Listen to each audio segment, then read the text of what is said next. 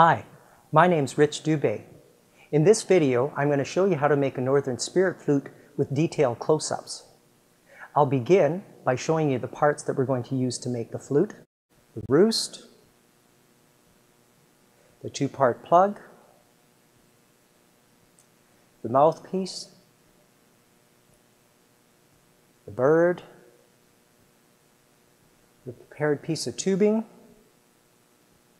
the Tego lace, electrical tape, and painter's tape.